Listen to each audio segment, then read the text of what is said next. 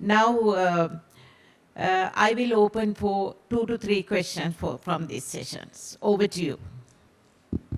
Thank you. So I'm Achini from Family Planning Association. So my question is mostly related to the South Korea case. So if we take South Korea, it is a country where sexual and gender-based violence is quite high, as well as the gender discrimination. So how does that impact the total fertility rate? Because when we looked at the reasons, we saw the reasons are the economic issues as well as social issues. So how does the gender discrimination and gender-based violence rates affect the total population and fertility rates? Well, of course, you are asking the question about South Korea. I am not a South Korean. Of course, yeah, I understand. I will try to answer because I have been to South Korea many times with the request of my friends in South Korea. Yes, true. The problem is that in South Korea, the males and females, they don't want to get married. There's a significant increase of unmarried youth in South Korea. They are very concerned about education, and also they are very concerned about technical aspects of their life. But as you said, it is true, sexual violence is significantly high. And also they have a abortion practice, you know, RU 486 is very commonly used. And also they have a nightclub culture coming from the Western. You know, South Korea was a very much, you know, Asian culture some time back, but now it is becoming very much Westernized.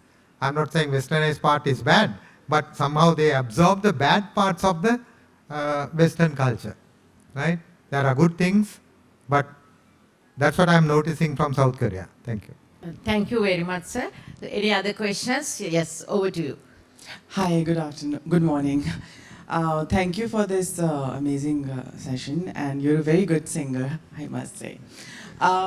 Yeah, so I was feeling this yesterday as well. Your data is amazing, but you, as in the last slide, second last, you mentioned that female sex workers only, and the data is very heteronormative.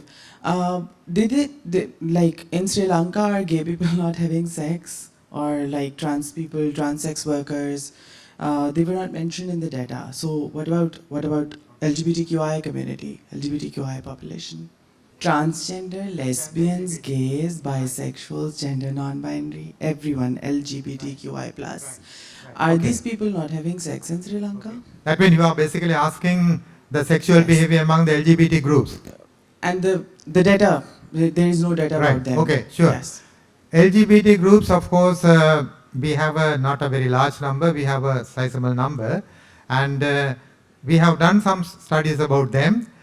LGBT groups, of course, you know, there are some groups, they are having sex among themselves.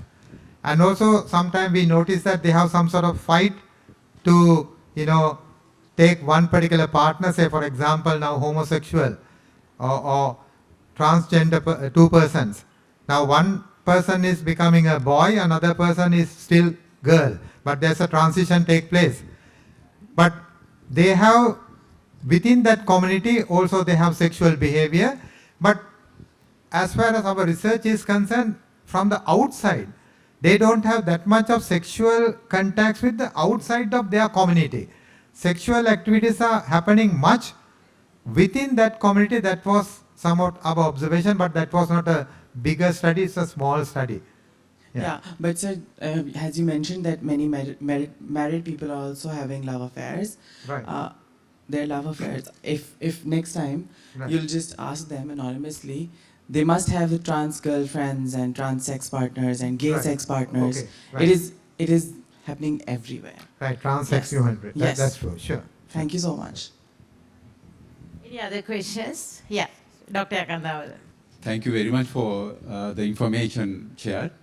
Actually linking to that question asked by our colleague, and here of course now we'll have to consider about the other means of sexual behaviors, like we have a big number of different sexual identities, so LGBTQI groups, and they say about 10% of the population, and we have a big group of bisexuals, and whether there is any relationship between these groups and the high divorce rates and all kind of things. So we hear different stories from different people from the community. And plus, of course, now the groups like MSM group is I think it's a bulging now. We are identifying more and more people in that, and there are sexual behaviors, maybe group sex and chemsex and those kind of things.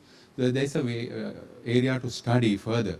And because it has impact on HIV, number of HIV incident is going up, and maybe other issues like the divorce and various other fights and killings and suicide, those kind of things also may be linked to that. And the thing is, there is a group identified in the schools also. So it is something that we'll have to further study. And next time I suggest to include these groups also, because it has become a public health issue for the country. Thank you, Akandal. In fact, it's true that in our study, of course, we have not touched upon the LGBT groups. Yeah. But I take your suggestion. Yeah. Yeah, my question was around the case of South Korea.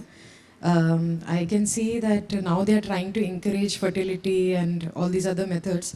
I'm kind of curious to see that has that had a pushback on contraceptive or not? Because in some countries, if you have to do population control, policy is very supportive of contraception and sexual reproductive health. Now, when the situation changes, does it affect, like, what is the conversation like? You mean... Now that they want to do fertility, are they pushing back on a contraception? No. What they are doing is that they are trying their best to reduce the subfertility category, providing treatments and also providing all kind of socio-psychological support. That's what they can't do anything on a causative manner, but they are trying to do and also encourage young couples to get married, because the young people, they don't want to get married. That's a major problem. They go with the technology. Therefore, they promote the marriage. Those who already married have one child, and they give a lot of financial support. In fact, Korea, $2 billion they are spending annually to promote fertility. Now the Korean says overshooting of family planning. That's what the word they say. Overshooting of family planning. That's why we are having this problem. I don't know, Sri Lankan case we have to consider separately. A lot of ministry people are here. But Sri Lankan fertility also going down very significantly. And you are from India, am I correct? Yeah. Indian fertility also produce same thing very near future. Thank you very much, sir. Any other questions? Only one question we allow. Thank you so much. So just a question from a very civil society rights-based point of view. My question is, how much are these studies and recommendations for policy changes are rights-based? Because we talk about changing policies based on whether the state wants to increase the population or not.